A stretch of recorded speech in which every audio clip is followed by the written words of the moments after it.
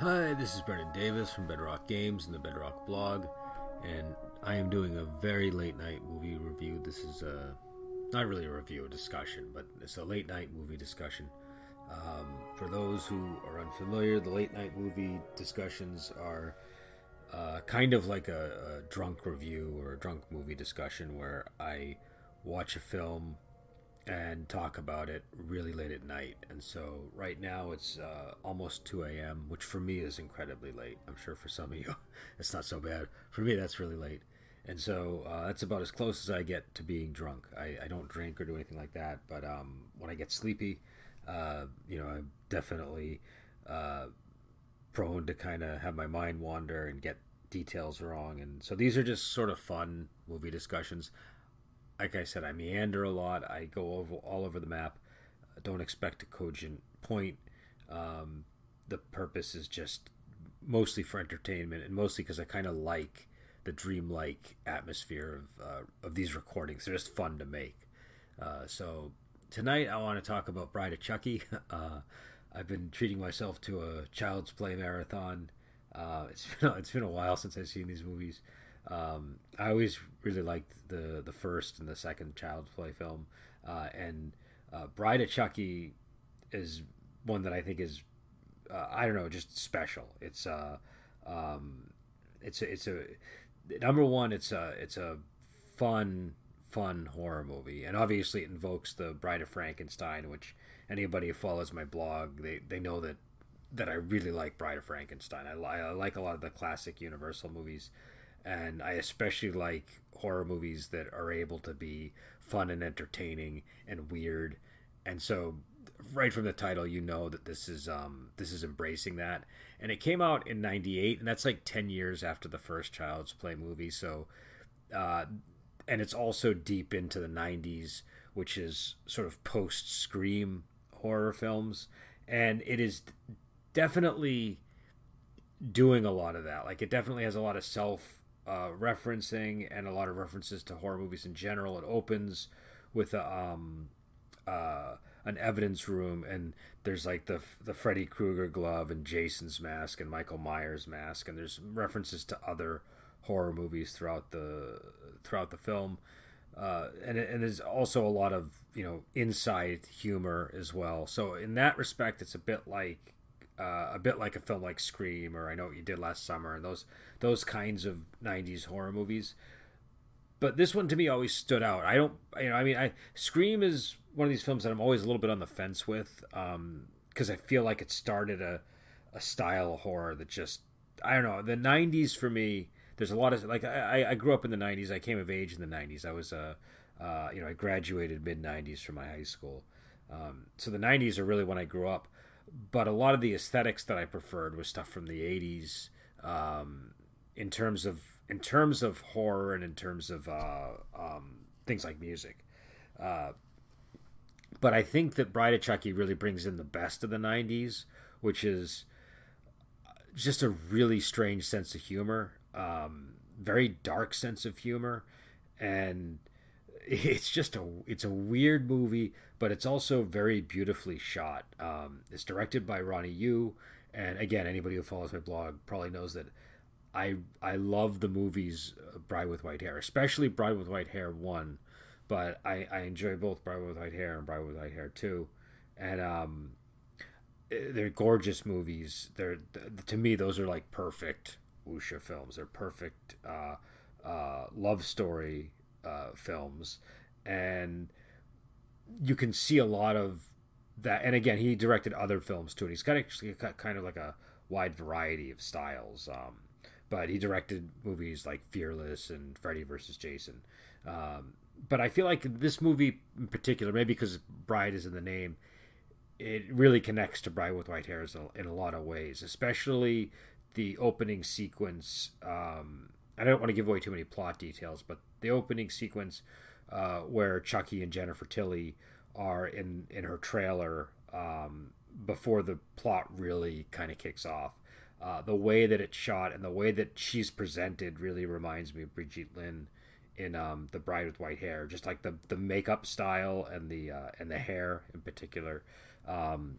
So I'm assuming that's deliberate, but maybe it was just unconscious. I don't know, but you can definitely see it, and it's also shot in like I don't know. I love directors who get things in the foreground in an interesting way, and I love directors that really like Cho Yuen did this in a lot of his early movies where the human figures are very prominent in the frame and they're very largely shot. Later on, his films kind of go in the opposite direction, but I love directors that do that sort of thing and movies that have that sort of style, that sort of, I guess, like that good, the bad, and the ugly kind of approach where you really see the faces of the actors and it puts them to good use in the framing of the shots.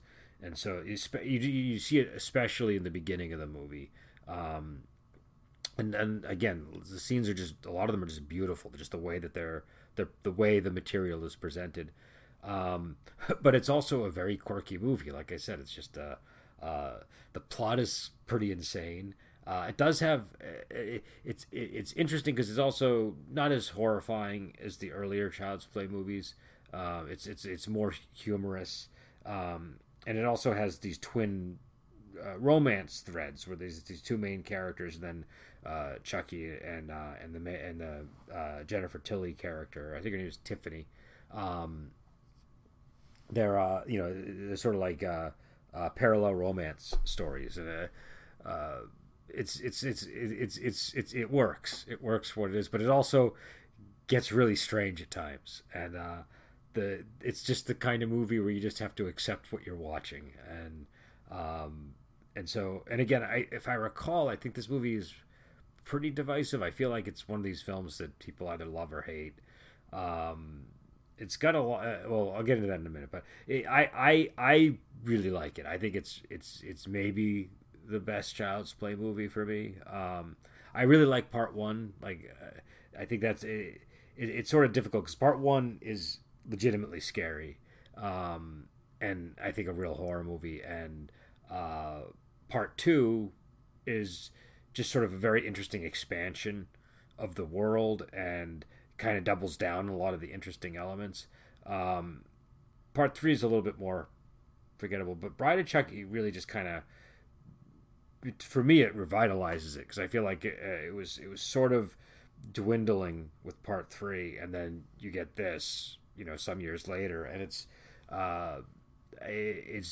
really just a beautifully entertaining film, and it's got kind of like a Bonnie and Clyde sort of Sid Vicious and Nancy thing going on, but in like a slasher film context. So I don't know.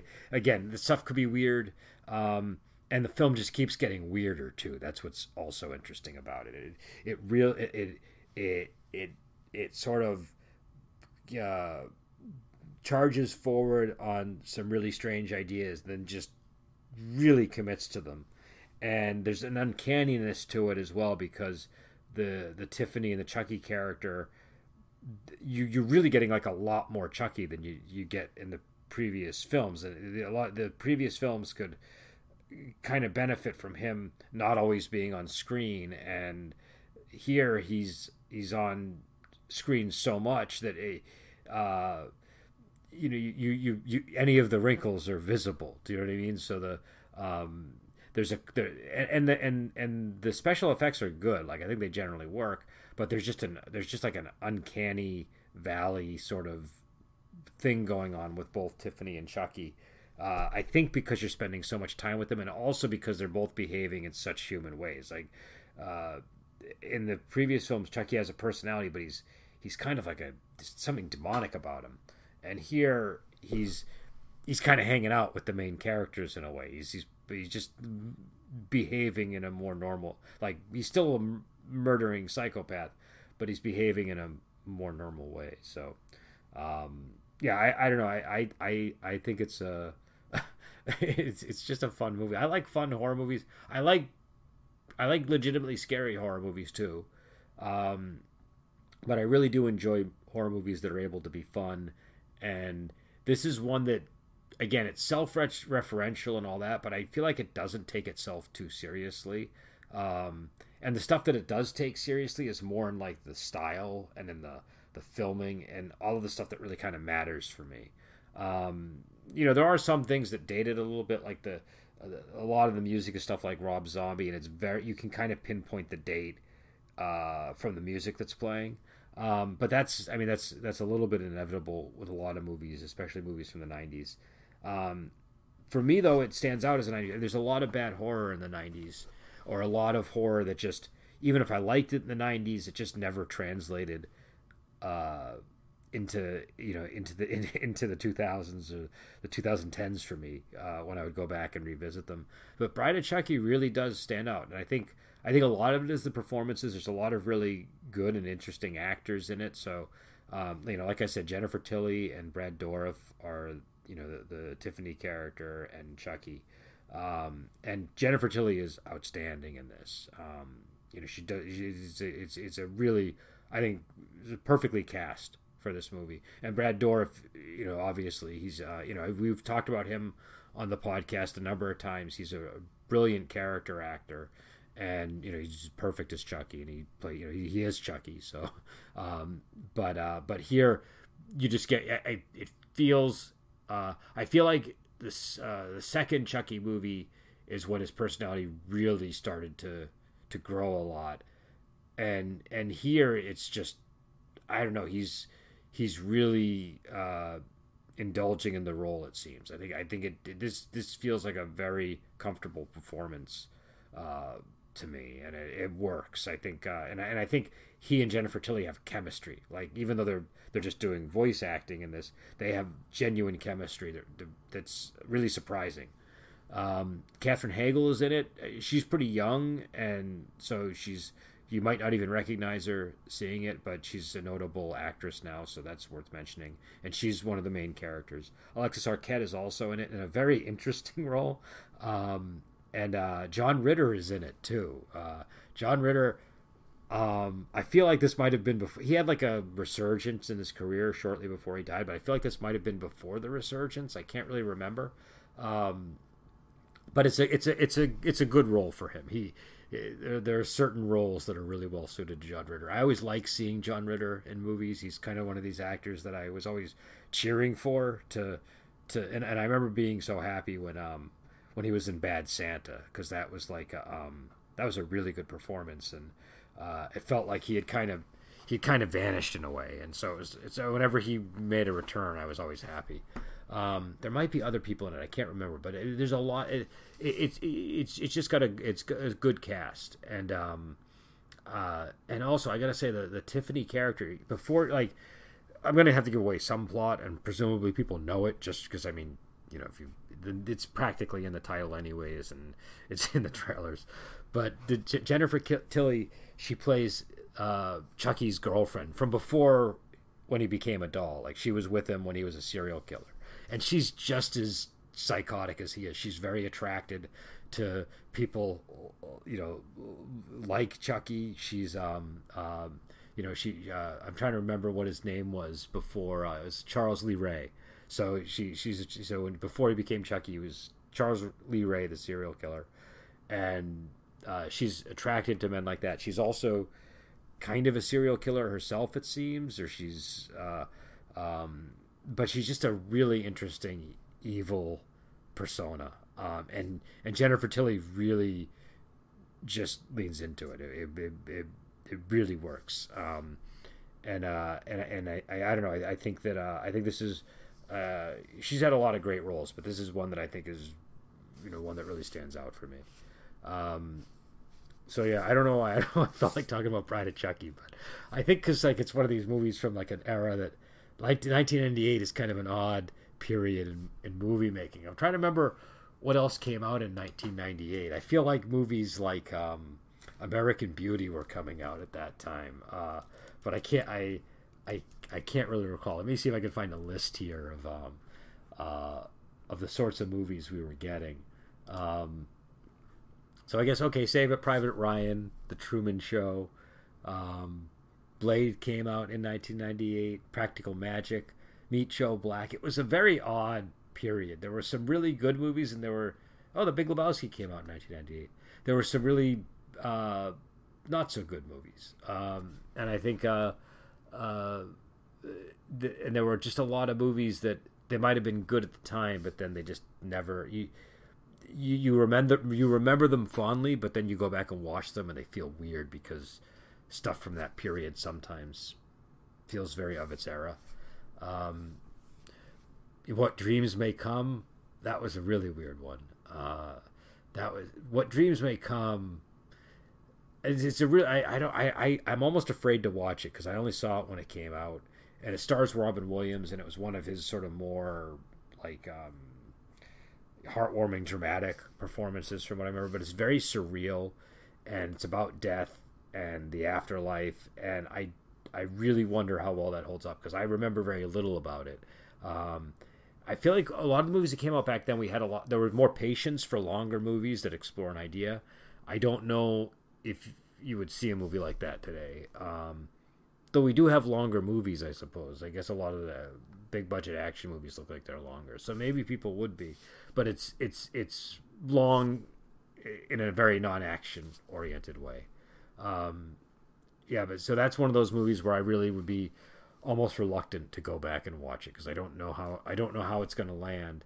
I remember liking it when it came out, but I don't know how much I liked it, and and Half Baked came out in 1998. That was one that I liked and I still like today. I think I would. I don't smoke or do anything like that anymore, but at the time I definitely smoked when I was watching it. And it was a very good stoner movie. But yeah, so Bride of Chucky. I don't know. I think the Child's Play movies overall they're good horror movies. I like like I said, I like fun horror movies, and Child's Play, they're all fun and they're varying degrees of scary. I think the first one is probably the scariest, especially the ending when he's kind of all burnt up and like going after the main characters, and it just seems like you can't kill him. He's like a little Terminator almost. I thought that ending always worked for me, and I think there was a movie, I think it was called The Trilogy of Terror. I can't remember. There's like a little tiki doll that has like a necklace on it. If it drops off, the thing comes to life and attacks you, and a woman gets one that chases her in the apartment until she cooks it in the oven, and then I think the fumes cause her to be infected by whatever animated this creature. And that was one of the first horror movies I saw. I don't even remember the other two movies in the trilogy, but that I remember. My uncle was in love with that movie, and he used to always quote it and talk about it. He just thought it was the funniest thing in the world. And so I think that's where I kind of developed this idea of horror as a form of comedy. And even when it's not presented in a comedic way necessarily, it's just when you talk about it later, it's a source of amusement. But that definitely seemed to have I'm assuming an influence on Child's Play. I don't know. I know that one of the influences was the clown from Poltergeist. I remember seeing an interview with one of the writers who had mentioned it. But I feel like that must have also been an influence because there's a lot of similarities just in terms of the kind of horror. But the first one was legitimately scary. The second one, I still think the second one was pretty scary, and as scary as a movie like that can be. But it was, to me, just more interesting in that it just kind of there was just more exploration of Chucky as a character, and there was a bigger world and more varied things going on. And part 3 always struck me as one that was like it's actually kind of entertaining, but I feel like just portions of it fall flat, and it's not as it could have been a lot better. I feel like part 3 could have been a lot better, but it definitely has its moments. But again, it's the varying degrees of horror in them. All of them have an amount of humor, and the humor definitely amps up with Bride of Chucky, and it works. I think the humor is legitimately funny. There are a lot of horror movies that don't quite pull it off when they're trying to be funny. I think that the humor in this one, it works. I think a lot of the Child's Play humor in general works because Brad Dourif is really good at delivering the humor, um, and also like the writing and the concept just kind of lends itself to that. But yeah, so I don't know. Again, it's a weird movie. I I don't know where it rates with people these days. I'm a little bit out of touch with some of these things, but I have this impression that it's always been kind of divisive, and I don't know. I just I find it a very amusing kind of horror movie, and I think it's really well directed. I like Ronnie Yu, and you can see, like I said, you can see traces of Bride with White Hair and portions of it. You just the way that it's shot is I think really, again, especially in the beginning, a very beautifully shot film. Some of it's just kind of like more standard horror movie stuff, but there are some moments where you're like, wow, that's really interesting framing of the scene, or that like the composition looks, it just kind of stands out. I don't know a whole lot about filmmaking. I like to watch movies, but I don't I don't have like a big cinematic vocabulary. But there were things in this movie that have they resonate with me, and they impact me when I see them on screen. So I like that. I like movies that can kind of I like Stanley Kubrick movies, for example, where you're moved by the combination of the imagery and the music. And this, again, some of the musical choices not my favorite in the world, but they worked for what he was doing. And more than that, I think the shots themselves were really quite impressive. Again, especially that opening portion where Jennifer Tilly and Chucky are in the trailer. She hasn't become a doll yet. I don't know if I made that clear. She becomes a doll like Chucky, and so that's where the uncanniness comes from. But so I don't know. It's definitely worth checking out.